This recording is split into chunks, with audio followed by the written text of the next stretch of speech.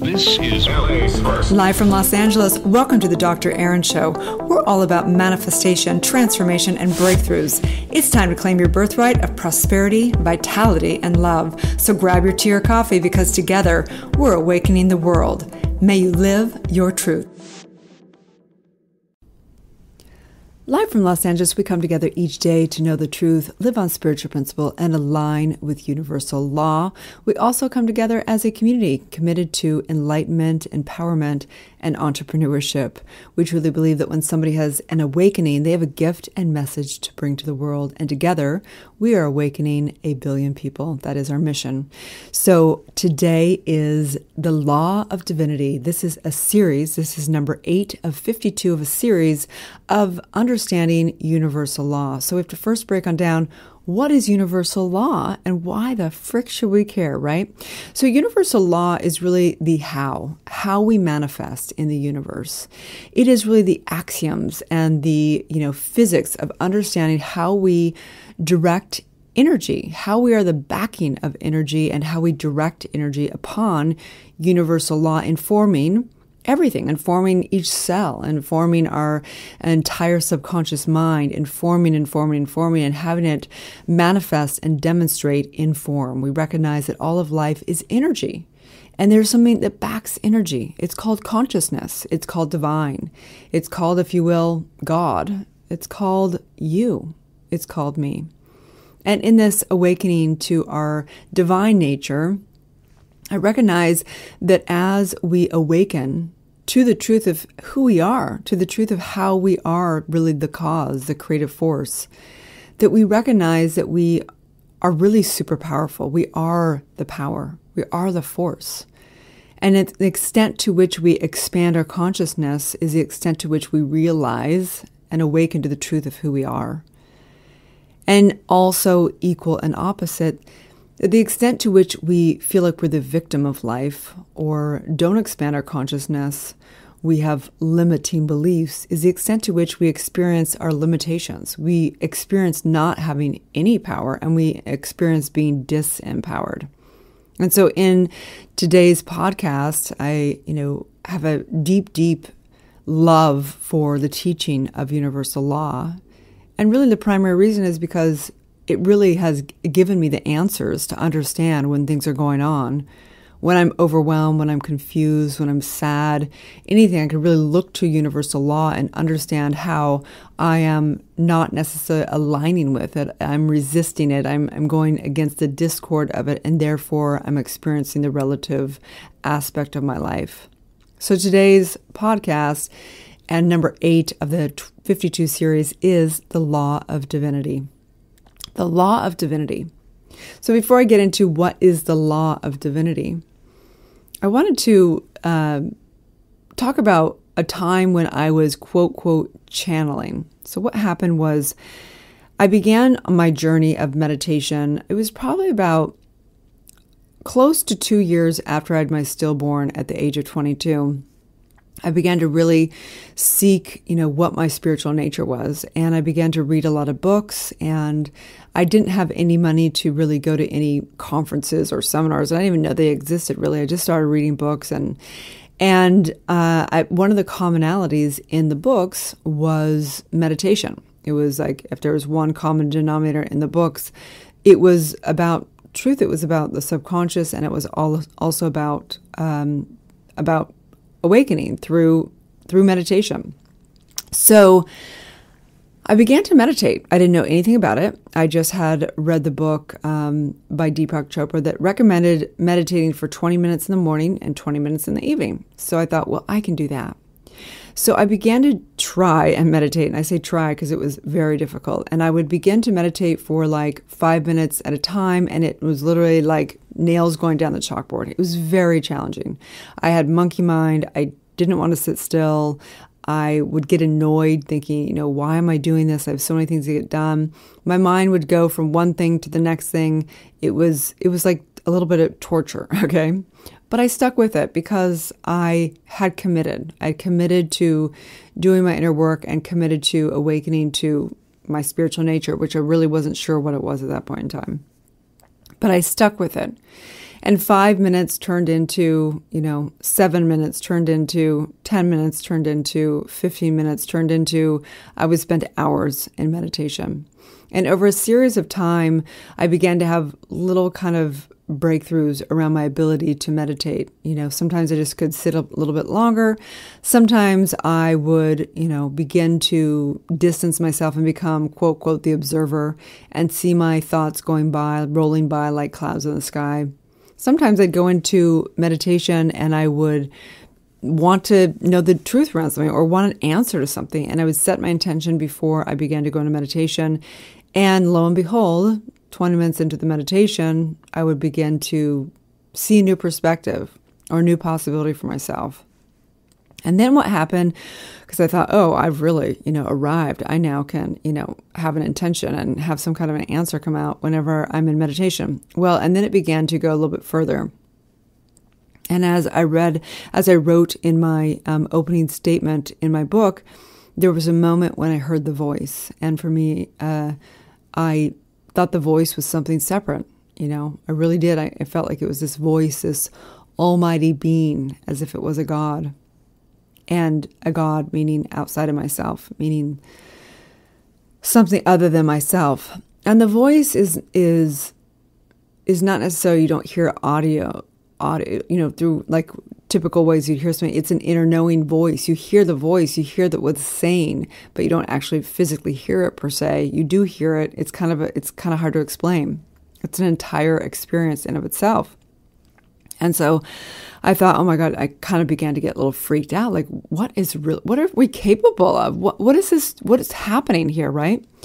So then it was years later and I went to a conference. I had more money. I began to go to seminars and conferences. And I went to a conference in Ohio and in California.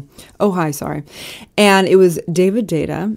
And it was a kind of a breakthrough around our masculine and feminine.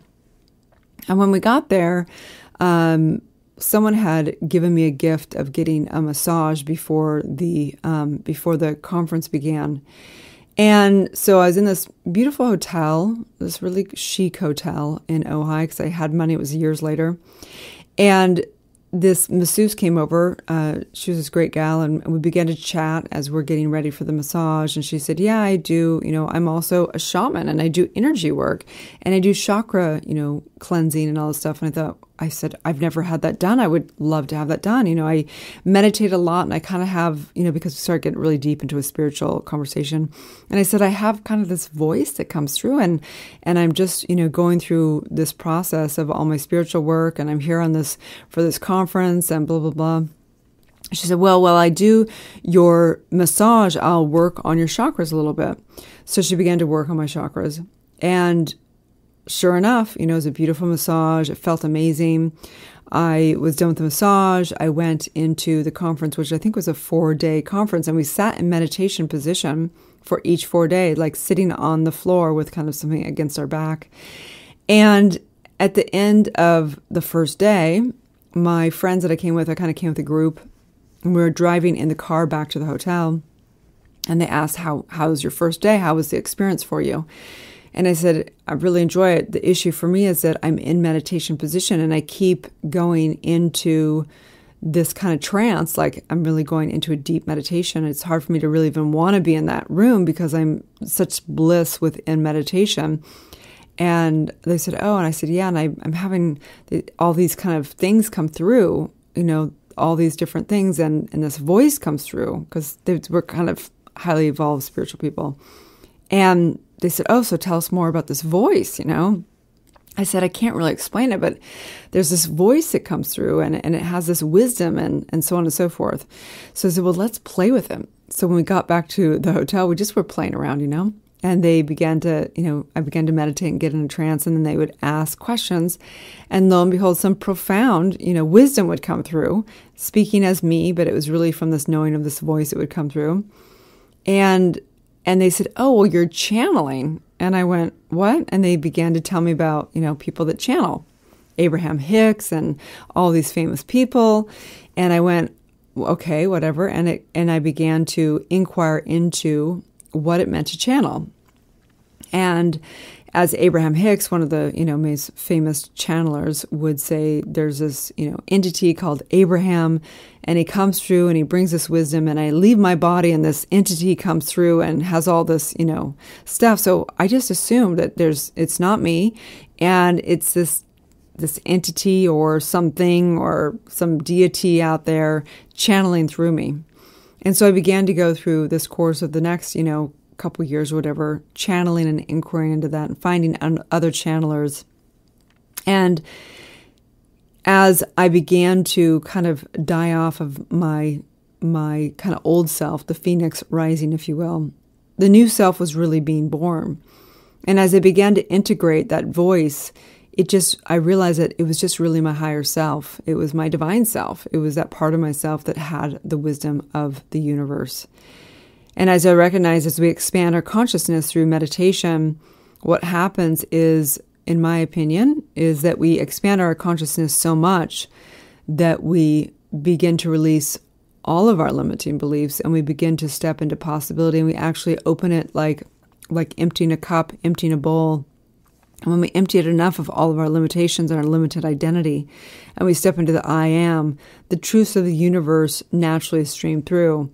And there's wisdom. You become a very wise person that just has these truths that come through. And so that is what brings me to today's universal law, which is the law of divine will. So today's law is the law of divinity. You are a spiritual being governed by universal law, the law of cause and effect. The extent to which you unite with the indwelling divine source and expand your consciousness is the extent to which you will experience divinity and being a revealer of truth. Your true identity is a divine expression of the One. You are capable of directing revelation of truth through your intuition and spiritual nature. So this is the truth, is that you are a spiritual being, and you might experience being governed by universal law, but the truth is that the same source actually created universal law, right? If we really, really, really back it up, if you really are the One, if you really are source, if you really are the I am, if you really are one as divine and God, then the truth is that we actually created all of life. We created the gravity, we created the physics, we created all of it through the original creation, the first cause of creation. However, we've created it over and over again. And just like you are kind of the effect of your subconscious mind, you are also, the effect of what you originally created, which is universal law and things like gravity, right? However, we're not bound by those things because we can always recreate through gravity. For example, a plane, I use this example a lot, you can put two new elements together, metal and propelling an engine, and you can not overcome gravity, but you can use gravity, if you will. So the truth is that you are a divine spiritual being. You are divine. And the extent to which you unite, and that's really the yoga for you to unite with your higher self. And that's really what was happening. Looking back, understanding, channeling. I'm not channeling some separate thing. I'm channeling true source, myself. Some people channel, are mediums in their channeling, and they channel other entities or, people that have transitioned or whatever. For me, when I channel, it's just to direct source. You can call it an oracle. You can call it whatever. I'm not trying to ruffle my feathers or something like that. This is just our birthright. It's your birthright and my birthright. And it really is the indwelling divine. And as we, crack open that outer shell of non-truth, we reveal the hidden golden Buddha, if you will. We reveal the Christ consciousness. We reveal that true source within us, and we birth and die off like the phoenix rising, and we rise out of the ashes, if you will. And this is a law of divinity. And this is I always think of it like the divine. It's the vine that connects us with everything. That is our oneness. Our primary principle in new thought is oneness. And recognizing it, if we understand that, even as science recognizes that we are one, that everything has touched at some point in time in the universe, and therefore there's always a communication through everything. And that's the truth of who you are. And why is this so important? It's so important because when you get that, and when you recognize you are the source, and you always have, divine will, and you always have truth, you're always set free when you know that there's always a choice. There's always this, and you can reveal truth. Anybody can be a revealer of truth if they get in touch with that aspect of themselves through really merging through the relationship with yourself. The ultimate relationship is within, right? Through that intuition and through your spiritual nature. And so I recognize that you are the God and Goddess pretending to be asleep. You are divinity in disguise, right? You desire, at the core of you desires for you to stop playing the fool and wake up. Let go of the people who are playing you or bringing you down or anything you feel like the victim of the circumstances of life or the economical situation or any pandemic or anything like that. The truth is that you are the source. You have created all of it in the fractal of everyone. I know that right now there's always greatness. There's always something in you being born. That's why they call it being born again, right? You're being born to the highest version of yourself over and over and over again. And anytime there's often like some stints through channeling or through awakening where you feel like this elated, aspect, you feel like you have broken through new heights. And then when you're still doing your awakening, then you get crash down, whether it be through triggers in a relationship or something happens in the world, and you get tested more of your muscle of awakening to the truth of who you are. So if you're feeling right now like you're the effect of the world or the effect of the circumstances, or you're living in fear, or you're getting triggered, or you're still sad about something, then there's more work to be done. When you're truly woke, you recognize there's only choice. You recognize this is a relative experience. You recognize you're not your body. You recognize you're not your circumstances. And in that freedom of being in a neutral place and the observer of it, you recognize there's this great, amazing playground to play, even in the suffering and even in the light. And if we resist anything, it will persist. There are so many 101 people that awaken in spirituality, and they're trying to manifest all good things, and they're trying to manifest whatever.